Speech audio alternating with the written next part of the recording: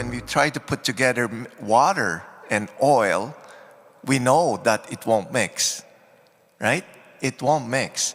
And it's also the same with us. You know, the flesh and the spirit, they can't mix. That's why when we strengthen the flesh, it weakens the spirit, right? Have you experienced that? Like, you know, let's say when we're indulging in sin, you know, there's lack of motivation to come before the Lord to pray or even to practice the faith because we're indulging in sin. We're indulging in the flesh.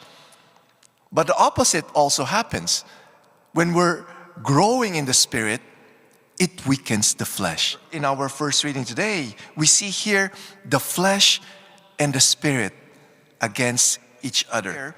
In our first reading, so they were without excuse, for though they knew God, they did not honor him as God or give thanks to him, but they became futile in their thinking, and their senseless minds were darkened.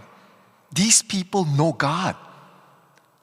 They have the Spirit in them, but the flesh is stronger than the Spirit.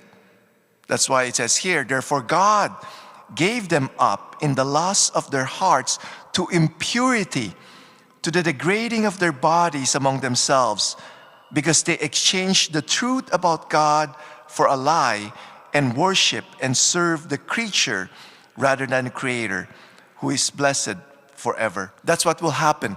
When we're very strong in the flesh, when we're indulging in the flesh, what will happen is that we will worship ourselves and others and not God. That's what will happen. That's why we need to grow stronger in our spirit. And we couldn't do that on our own. We need the Spirit of God. That's why we need to stay connected. Our spirit and the Spirit of God must be connected throughout the day. 24 hours, 7 days a week.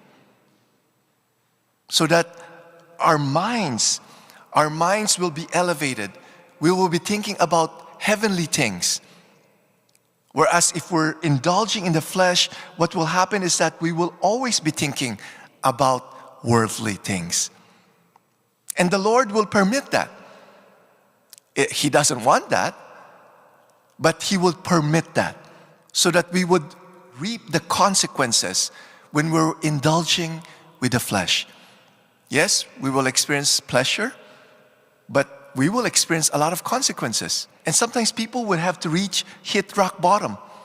Think about the addicts, right? The alcoholics, the sex addicts. They hit rock bottom. And the Lord will permit that so that they would come to their senses and humble themselves and really turn to the Lord and ask for His help. By really doing the will of God, we stay connected with the Holy Spirit, and the Holy Spirit will be the one to strengthen us so that we would be strengthened in the Spirit, and by that, it will weaken the flesh.